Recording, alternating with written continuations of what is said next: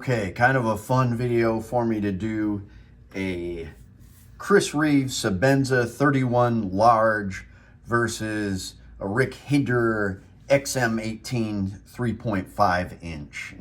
Very kind of similar knives, only in the sense that they're both titanium frame locks on the upper end of the scale. Now, what's interesting about this is, let's pretend I have the titanium scale for this, because I am planning on getting one. So for the sake of this comparison, we'll pretend this G10 scale is titanium.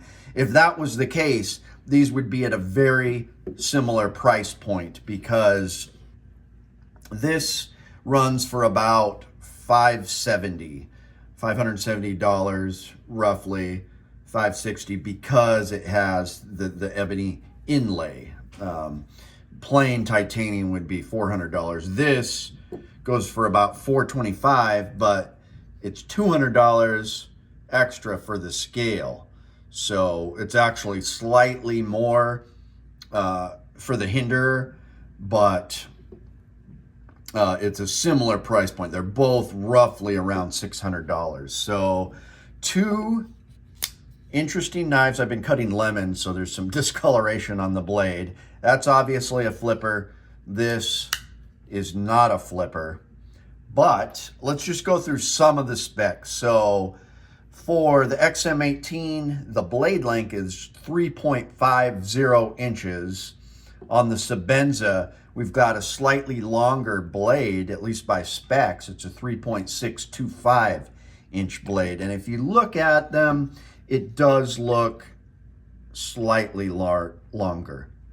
Definitely not wider, but it is slightly longer, in my opinion, which is interesting because the overall length of the XM18 is 8.25 inches, while overall length of the Sebenza is 8.335. So it's still, I guess, roughly a little bit longer.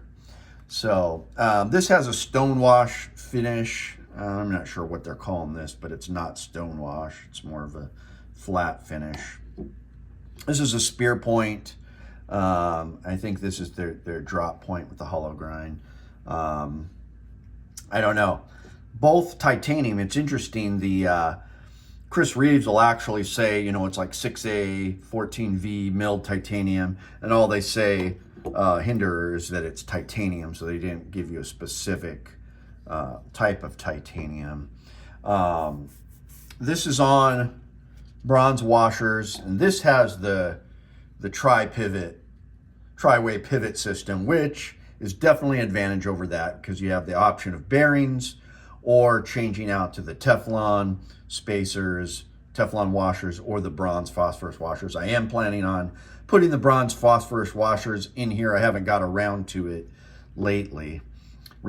So very interesting knives, though. I would say that they are close in that they are both in the same price point and titanium frame locks.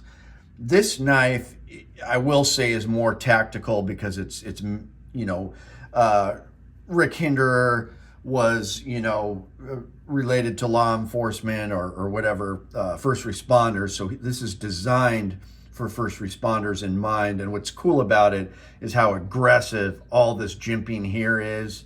And here it's made for somebody with tactical gloves, which I really like. And the flipper is really nice. Now, it's kind of funny.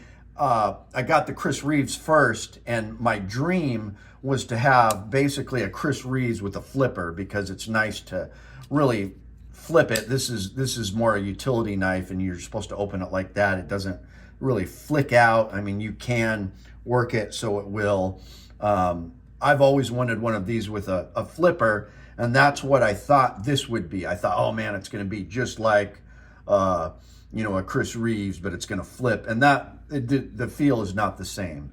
That was not the case. So, I mean, just off the bat, I'll tell you, I like my Chris Reeves better. I like the elegant shape of it. I mean, these are my two favorite knives, and I do love this knife too, don't get me wrong, but it's kind of got this bent down shape, which it's a little more aggressive. The flipper tab almost becomes a finger guard. So So this is more of a tactical knife, you could say, but this is just more elegant. I love the sleek shape of it, everything. No question the steel is better. The blade steel is CPM S45 VN on the Chris Reeves, while the Hinderer is CPM 20 CV. Mike from Northern Knives has been testing out and trying out knives with S45, and he is really impressed. I have to say, I am really impressed too. I've carried this a fair amount of time and opened my share of boxes and cut things with, and it's just kept its edge. I no question, I think this is a superior steel. So, very similar knives though, in some respects, also different. This is obviously more tactical. Even though I'm a tactical guy, I have to say I would choose the Chris Reeves every time. It feels better. It's funner to carry for me, more fun, I should say. Even though I can't flip it yet. And this has been polished. Mike from Northern Knives did kind of lube it up, polish some of the internals in the washer, so it's way more smoother than it was when I first got it. But it's got that glassy hydraulic feel when you're opening it. It's just a superior knife. For me personally, I would choose a Chris Reeves every time over a Hinderer. I absolutely believe this wins. But that's not to say that this is a crummy knife. I mean, this is a close second. This is my second favorite knife. I've actually been carrying this more than the Chris Reeves just because of I enjoy the flipper. Both really good slicers. But let me know what you guys think in the comments. I know Alistair at Northern Knives would choose the Hinderer, definitely. He's a big fan.